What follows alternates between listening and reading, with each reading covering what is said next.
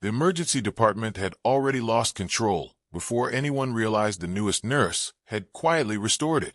Stretchers crowded the corridors. Monitors chimed without rhythm. Frightened families pressed against the walls, searching every passing face for reassurance. And somewhere behind the swinging trauma doors, a child cried with the kind of fear that made every heartbeat inside the building feel heavier. In the middle of that storm moved Evelyn Carter, the newest member of the nursing staff, wearing fresh blue scrubs that still held their crisp folds from the laundry, while exhaustion already shadowed her eyes. No one called for her when the most critical patients arrived. No physician asked for her opinion. No veteran nurse waved her toward the trauma bays, where life-and-death decisions unfolded every minute. Instead, clipboards found their way into her hands. Supply carts became her responsibility. Blood samples, medication deliveries, and endless paperwork filled the hours she had hoped would prove she belonged. She accepted every assignment with the same quiet nod, never allowing disappointment to reach her face, though each overlooked opportunity settled silently inside her like another small stone. Around her, conversations moved without including her. Experienced nurses exchanged stories from years together. Physicians trusted familiar voices, and administrators walked past without learning her name. To most people, she was simply the new hire who would need months before earning anyone's confidence. Yet patients noticed something the staff did not. Whenever Evelyn adjusted a blanket, pain seemed to soften. Whenever she explained a procedure, frightened breathing slowed. She never hurried her words, even when the hallway demanded she run. She looked directly into anxious eyes, as though every person mattered more than the emergency surrounding them. That calm could not be taught in nursing school. It came from somewhere older, somewhere shaped long before this hospital had ever known her. Near the end of another relentless hour, she stopped beside an elderly veteran waiting for imaging after a fall. His hands trembled almost as much as the paper wristband around his arm. Without speaking, she adjusted the blanket over his shoulders and gently repositioned the oxygen tubing resting against his cheek. The old man stared at her wrist for only a second before his expression changed. Beneath her glove, partly hidden by her sleeve, rested a worn military field watch scratched by years of use. It looked strangely out of place against brand-new hospital scrubs. His eyes lifted toward hers with quiet recognition, but before he could ask a question, an orderly rushed past, shouting for assistance in Trauma 2. The moment disappeared. Evelyn simply smiled and continued pushing her medication cart toward another room. No one else noticed the exchange. At the nurse's station, Senior Charge Nurse Patricia Lawson reviewed assignments while barely looking up. Evelyn approached with completed charts stacked neatly in her hands. Patricia accepted them without making eye contact. Another nurse was immediately praised for handling a complicated placement, while Evelyn was instructed to reorganize storage cabinets because inspectors might arrive later that week. She answered with another calm yes and wheeled the supply cart away. A younger technician frowned after watching the interaction. It seemed unfair, but hospitals developed invisible hierarchies that newcomers rarely questioned. Respect usually arrived slowly, if it arrived at all. Deep inside the supply room, Evelyn worked with remarkable precision. Every bandage faced the same direction. Trauma kits were checked twice. Emergency medications were aligned according to expiration dates. Hidden inside the bottom compartment of the cabinet sat an old canvas medical pouch, unlike anything issued by the hospital. The faded olive fabric carried years of careful repairs, stitched by hand. She opened it only long enough to confirm everything remained exactly where it belonged before closing it again. No one had asked her to bring it to work. No one even knew it existed. Yet she never reported for duty without it. A sudden overhead announcement shattered the brief silence. Multiple vehicle collision. 6 incoming trauma patients. Estimated arrival 2 minutes. The department exploded into motion. Doctors abandoned coffee cups. Respiratory therapists prepared ventilators. Surgical residents sprinted toward trauma bays, while stretchers rolled into position. Evelyn emerged from the supply room already carrying equipment before anyone requested it. She anticipated missing items without waiting for instructions. Oxygen tubing reached the correct bedside seconds before it was needed. Blood warmers appeared beside the appropriate monitors. Medication trays arrived almost before physicians realized they were missing. Staff accepted everything she handed them, without pausing to wonder how she always seemed one step ahead. During the rush, a frightened little boy separated from his injured mother stood frozen beside the entrance. Everyone hurried past, because every second mattered. Evelyn slowed. She knelt despite alarms echoing through the department and gently placed a small stuffed bear from the pediatric comfort cabinet into his shaking hands. She told him his mother could hear how brave he was even through closed doors. The boy stopped crying. Then she rose and returned to the emergency with the same steady pace she had never abandoned. Across the room, an older surgeon noticed that single moment. He said nothing, but he watched her differently afterward. The collision victims arrived in waves, filling every available space. Blood-stained polished floors. Warders overlapped until voices became impossible to separate. One patient suddenly lost consciousness before reaching imaging. Another developed severe respiratory distress. A resident physician froze for just a heartbeat too long while trying to decide which intervention came first. Before panic spread further, Evelyn quietly handed him exactly the airway equipment he had been searching for without a single unnecessary word. The resident looked surprised but accepted it instinctively. Moments later, the patient's breathing stabilized. No one stopped to ask how the newest nurse had predicted precisely what would be needed. The crisis continued moving too quickly. Hours slipped past almost unnoticed. Evening light faded behind thick storm clouds gathering outside the hospital windows. Rain began tapping softly against the glass before growing into a steady downpour that blurred the parking lot beyond recognition. Inside, exhausted staff finally began catching their breath. Stretchers emptied one by one. Families received updates. Coffee was reheated for the third time. Patricia finally glanced toward Evelyn and thanked her for restocking every trauma room before asking her to deliver paperwork upstairs. It was the closest thing to recognition she had received all day. Evelyn accepted the folder with the same humble smile she had worn since sunrise. She never mentioned the patients she had quietly steadied, the crises she had anticipated, or the lives she had helped preserve without anyone realizing it. As she walked toward the elevator, thunder rolled across the darkening sky. At first, everyone assumed another storm cell had arrived overhead. Then the vibration deepened. Windows rattled harder. Ceiling lights trembled almost imperceptibly. Doctors exchanged puzzled looks. Nurses paused in the corridors. The sound was too rhythmic to be thunder. It grew louder with every passing second until conversations throughout the emergency department fell silent. Someone near the ambulance entrance whispered that it sounded like helicopter blades. Another staff member frowned because civilian helicopters never landed at this hospital without advance notice. Security personnel hurried toward the entrance as the deafening roar settled directly above the building. Rain whipped sideways across the parking lot beneath the powerful rotor wash. Through the glass doors, lights from a military medevac helicopter pierced the storm like white spears cutting through darkness. Before anyone could understand why it had arrived, uniformed personnel stepped onto the pavement with urgent purpose, entered the emergency department without hesitation, and one of them removed a sealed folder before calmly asking the stunned receptionist a question that silenced the entire hospital. They were under direct orders to locate Nurse Evelyn Carter immediately. The question seemed to linger in the air long after it had been spoken, as though the hospital itself had stopped breathing to hear the answer. Every conversation ended mid-sentence. A physician holding an X-ray forgot to lower it. An orderly pushing an empty stretcher slowed until the wheels stopped turning altogether. Rain hammered against the emergency department windows, while the distant rhythm of the helicopter blades continued beating through the building like an enormous heart refusing to rest. The receptionist looked uncertain before pointing toward Evelyn, who still stood quietly beside the elevator, holding a folder of discharge papers.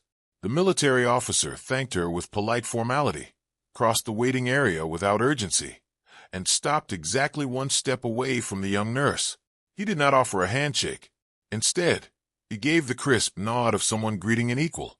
"Ma'am, we need you immediately." The words were simple, yet they carried a weight no one else in the room could explain. Evelyn lowered her eyes for only a moment before answering with the same calm voice. she had used all day. Is someone still alive? The officer gave the slightest smile. Barely, but he asked for you. Those 5 words spread through the department faster than any emergency page. Nurses exchanged confused glances. Residents whispered theories. Patricia Lawson stared openly now. Unable to reconcile the quiet newcomer, she had assigned supply closets with the woman a military medevac crew had crossed 2 states to find. The chief of emergency medicine stepped forward, introducing himself and requesting an explanation before releasing one of his nurses.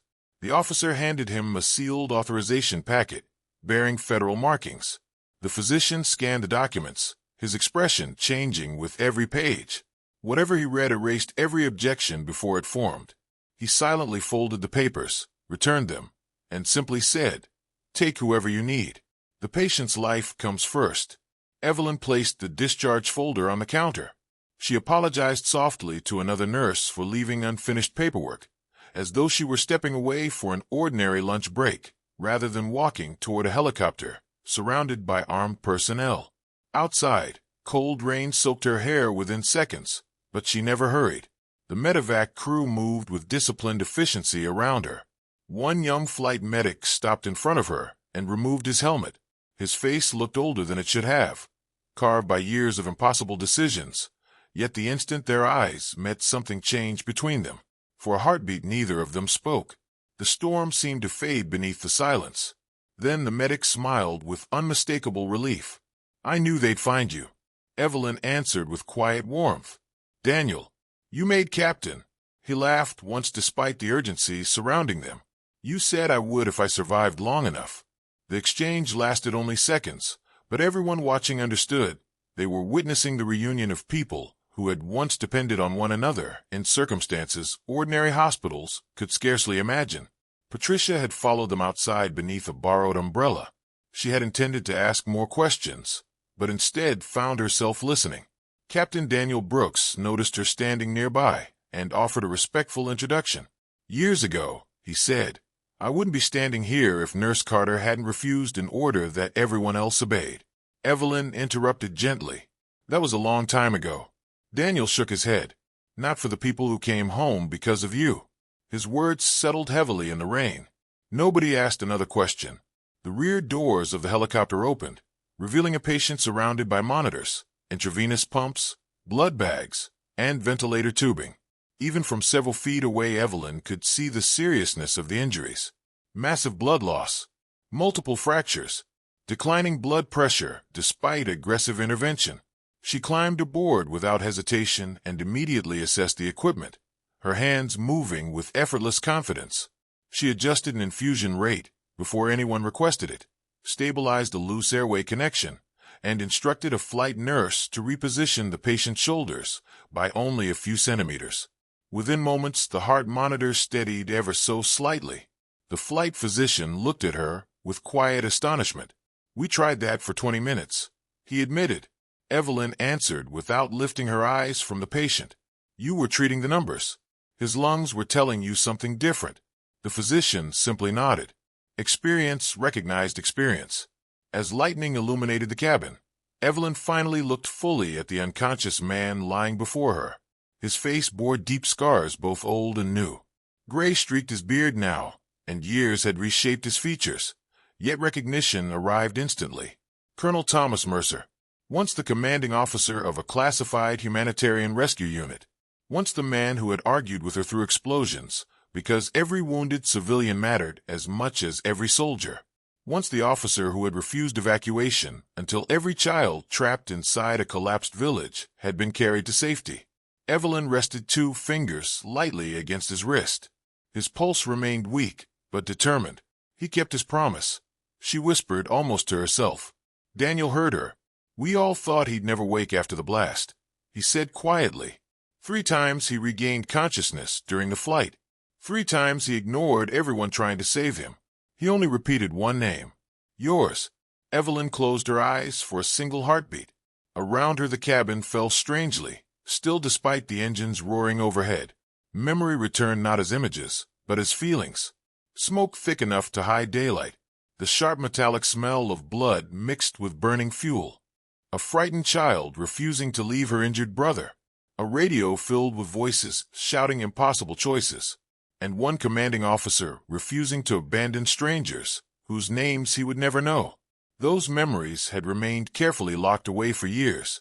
She had left military medicine after that final mission, turning down medals, interviews, promotions, and public recognition.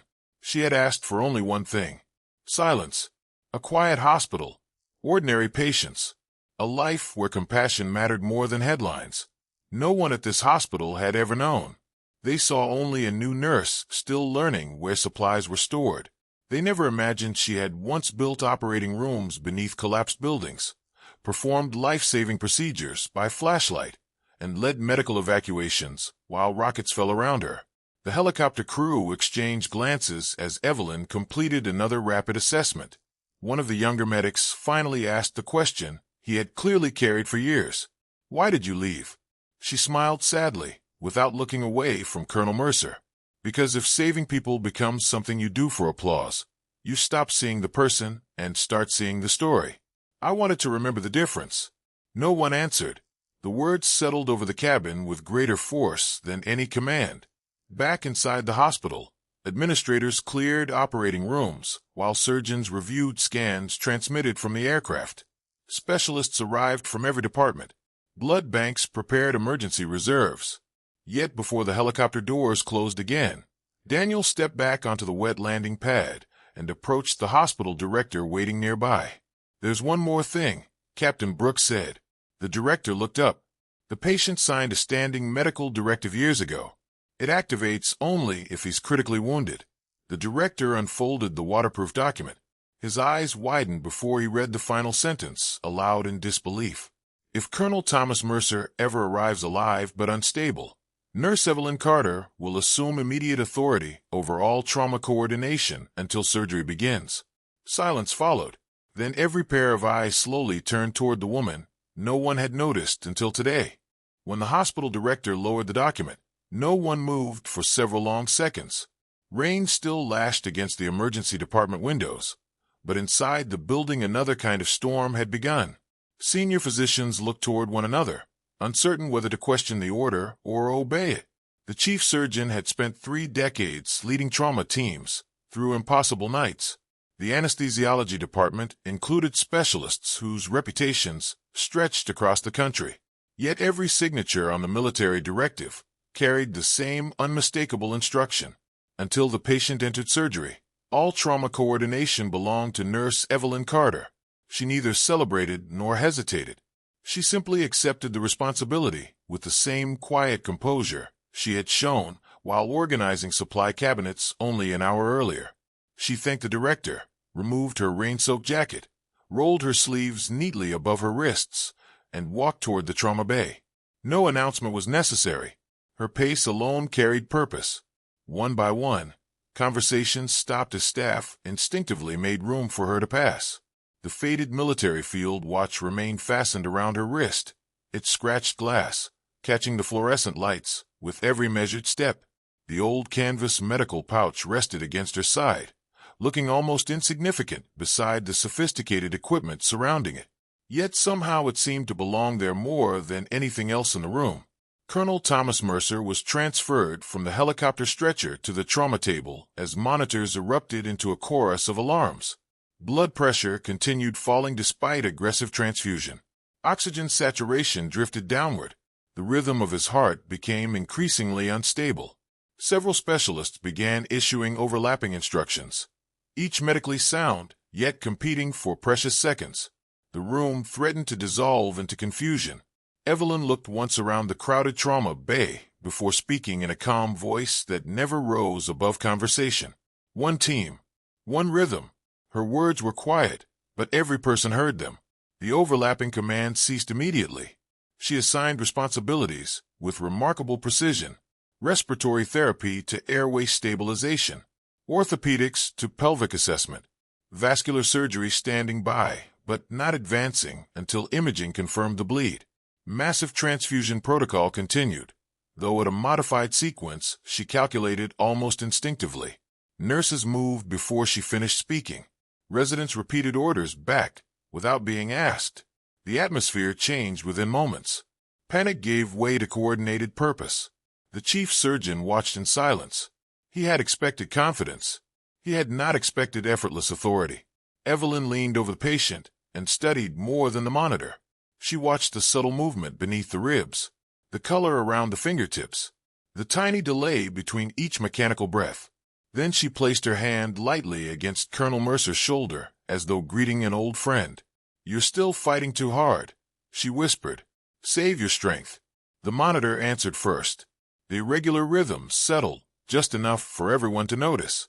One resident stared in disbelief. "That's impossible," he murmured. She never looked away from the patient. "No, it's familiar." Portable imaging arrived minutes later. Doctors crowded around the display, searching for the obvious source of the bleeding. Opinions split almost immediately. One surgeon recommended immediate abdominal exploration. Another insisted the chest injuries demanded priority. Valuable seconds slipped away, while certainty remained elusive. Evelyn remained completely still. Her eyes shifted from the scan to the patient's breathing and back again. Then she pointed not to the largest injury, but to a subtle shadow almost overlooked near the diaphragm. "There." Everyone followed her finger. The radiologist adjusted the image. A tiny fragment had punctured a vessel hidden behind swelling that masked the true damage. It explained everything. Blood loss, falling pressure, progressive instability. Had they opened the wrong cavity first, the delay would almost certainly have been fatal. The chief surgeon slowly lowered the scan. "How did you see that?" Evelyn answered honestly. "Because someone taught me never to trust the loudest injury. The quiet one is usually trying harder to kill you." No one spoke after that. Preparation accelerated. Operating Room 3 transformed into a battlefield of disciplined precision. Surgical instruments lined stainless steel tables in flawless order. Blood products continued arriving from the laboratory. Specialists scrubbed without unnecessary conversation. Even Patricia Lawson found herself moving differently now, no longer supervising Evelyn, but supporting her. There was no resentment in her expression, only growing respect mixed with regret. She remembered every routine assignment she had handed the young nurse, without ever asking about the experience hidden behind those calm eyes. As Colonel Mercer was wheeled toward surgery, his eyelids fluttered. For a brief moment consciousness returned. The ventilator prevented speech, but recognition still reached his eyes. They searched until finding Evelyn walking beside the bed. She slipped her hand gently around his, for only a second. "You made it this far, Colonel. Let us carry the rest." A single tear escaped the corner of his eye before sedation pulled him back into darkness. No one in the hallway pretended not to notice. Outside the operating room doors, a military convoy arrived without lights or sirens. Uniformed personnel stepped out with quiet discipline rather than urgency. Among them walked an elderly general whose silver hair contrasted sharply with the medals decorating his dress uniform. Every soldier who passed him straightened instinctively. The hospital director recognized him immediately and hurried forward. General Richard Holloway rarely appeared in public anymore. His presence alone suggested that whatever history surrounded Evelyn and Colonel Mercer reached far beyond ordinary military service. The general declined every offer to rest. Instead, he asked only one question: "Is Nurse Carter here?" Moments later, Evelyn emerged from final preparations, still wearing surgical scrubs, a disposable cap covering most of her hair. For the first time since arriving, she appeared almost surprised. The general stopped 3 steps away. Neither spoke. Around them, the corridor grew remarkably quiet. Even distant monitor alarms seemed somehow softer. Then, with deliberate dignity, General Holloway raised his right hand in salute. Every soldier behind him did the same. Doctors looked at one another in astonishment. Nurses stood frozen. Visitors in the hallway instinctively stepped aside, without understanding why. Evelyn hesitated only briefly before returning the salute, though her expression carried more sadness than pride. The general lowered his hand first. "They wanted to decorate you," he said softly. She answered with a faint smile. "I remember. You refused every medal. You disappeared before the ceremony. I had patients waiting." The general nodded. "That's exactly what I told them." He reached inside his uniform jacket and removed a weathered envelope sealed years earlier. "I've carried this longer than I ever expected. Colonel Mercer made me promise it would only be opened if he could no longer tell you himself. Evelyn accepted the envelope, but did not open it. Her fingers rested against the worn paper, as though she already knew what it contained. The general looked toward the operating room doors, where surgeons waited. You should know one thing before you go inside. The mission everyone remembers wasn't the mission that changed history. The one history never learned about did.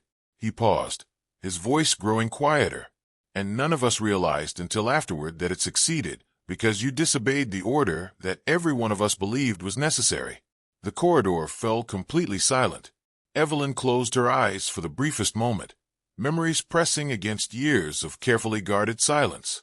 When she opened them again, she tucked the unopened envelope safely into the pocket of her scrubs, turned toward the operating room, and walked through the doors, carrying not only the life of an old commander, but a truth that had remained hidden for years. While everyone left waiting outside understood that whatever happened next would finally reveal why a woman who had spent years unnoticed had once become the difference between tragedy and a promise powerful enough to summon a helicopter. Across the country, the operating room doors closed with a soft metallic sound that echoed far louder than anyone expected, separating the waiting hospital from the battle unfolding inside. Beyond those doors, the familiar language of surgery filled the room. Monitors marked every heartbeat with mechanical precision. Stainless steel instruments passed from one steady hand to another. Bright surgical lights erased every shadow, leaving nowhere for uncertainty to hide. Yet, despite the technology surrounding them, every member of the team understood that something older than medicine had entered the room with Evelyn Carter. It was the quiet confidence earned only through impossible nights, impossible choices, and promises that had survived long after wars had ended. She stood beside Colonel Thomas Mercer, not as the forgotten new nurse everyone had overlooked that morning, but as someone who had carried invisible responsibilities for so many years that recognition itself felt almost unfamiliar. The chief surgeon led the operation with remarkable skill, yet there was no struggle for authority. Every decision flowed naturally between them. When bleeding shifted unexpectedly, Evelyn anticipated it before the monitors reflected the change. When swelling concealed fragile anatomy, she recognized patterns shaped by experience no textbook could teach. She never spoke more words than necessary. A gentle suggestion here, a precise observation there. Each one arrived exactly when it mattered most. Around the operating table, highly respected physicians found themselves trusting her instincts without hesitation. The hours passed not in dramatic bursts, but in disciplined concentration. Outside, the waiting corridor remained unusually quiet.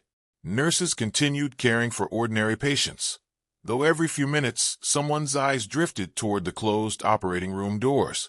Patricia Lawson sat alone for a while, replaying every interaction she had shared with Evelyn since the young nurse's first day. She remembered assigning her inventory checks while praising others for dramatic accomplishments. She remembered never asking why someone so new moved with such extraordinary composure. She realized that she had mistaken humility for inexperience. That recognition weighed heavier than any criticism ever could. Nearby, Captain Daniel Brooks stood beside General Richard Holloway, both men watching the hallway in thoughtful silence. Finally, Patricia approached them. She hesitated before speaking. "I owe her an apology," she admitted quietly. The general looked at her with surprising kindness. "Then you're already ahead of most people." Patricia frowned slightly. "What do you mean?" He folded his hands behind his back before answering. "Most people spend their lives believing they can recognize greatness the moment they see it. The truth is that greatness usually arrives looking ordinary enough to ignore." His words settled gently rather than sharply, leaving reflection instead of embarrassment. The general glanced toward the operating room doors again. That's why people like Evelyn accomplish what they do. They never waste energy trying to convince the world who they are. Inside the operating room, the most dangerous stage of the procedure finally arrived. The hidden vascular injury had been repaired, but Colonel Mercer's heart struggled to recover after hours of severe blood loss. Every monitor seemed to pause between beats. The room grew remarkably still. No one issued instructions. No one reached for another instrument.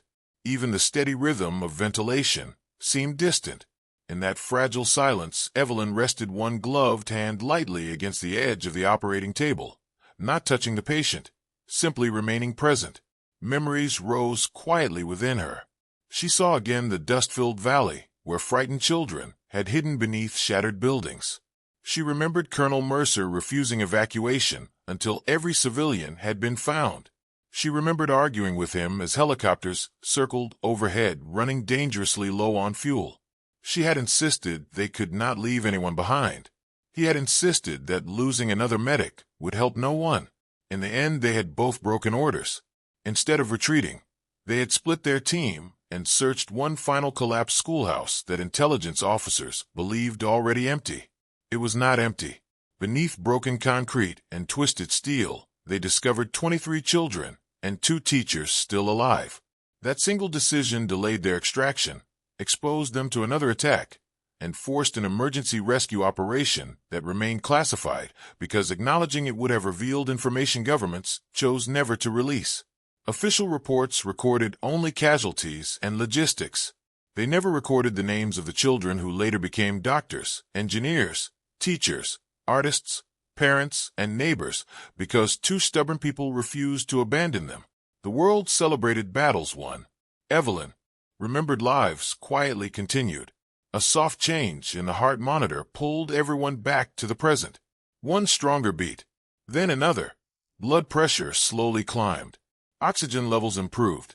The chief surgeon exhaled for what felt like the first time in hours.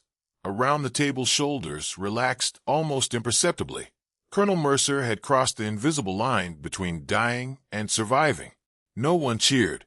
Professionals rarely did. Instead, they continued their work with renewed precision until the final suture was placed and the last dressing secured. Only then did the chief surgeon remove his gloves and look toward Evelyn. During 32 years of surgery, he said, "I have never witnessed calmer leadership under greater pressure." She answered with a tired smile, "You witnessed a good team." He gently shook his head. "No, I witnessed someone who reminded all of us what a team is supposed to become." As Colonel Mercer was transferred to intensive care, Evelyn finally remembered the weathered envelope resting in her pocket. She stepped into a quiet family consultation room and carefully opened the seal that had remained untouched for years. Inside lay a single handwritten letter in Colonel Mercer's unmistakable handwriting. It was dated the week after the rescue mission.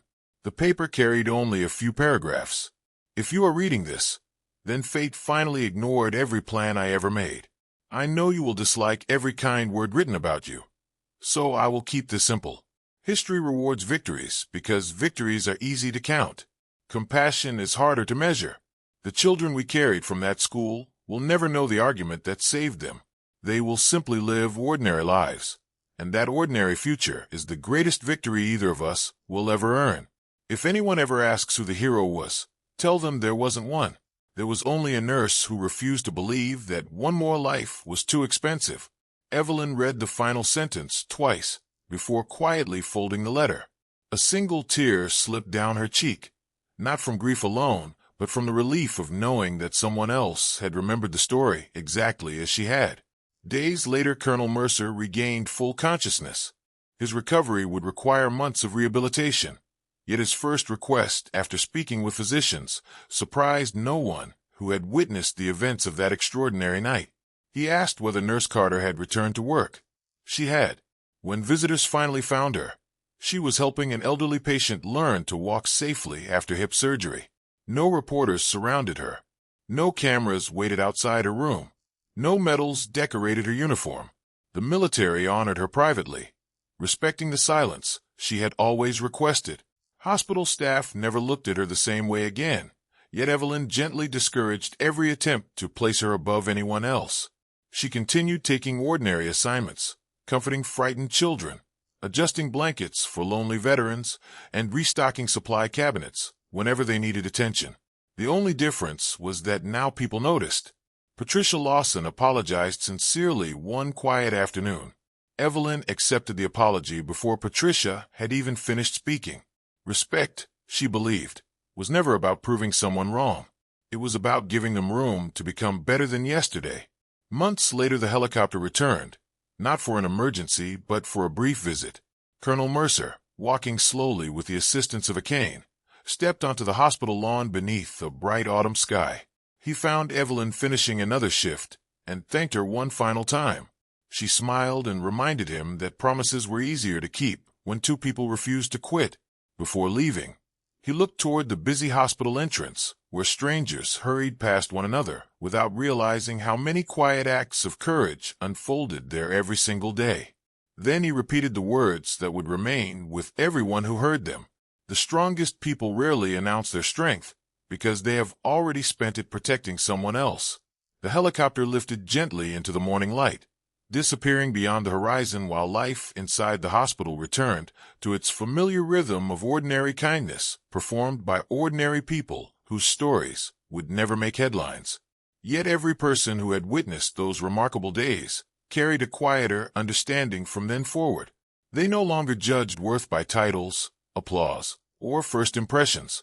They looked more carefully, listened more patiently, and remembered that the greatest acts of compassion often belong to the people no one notices until the moment the world suddenly cannot continue without them.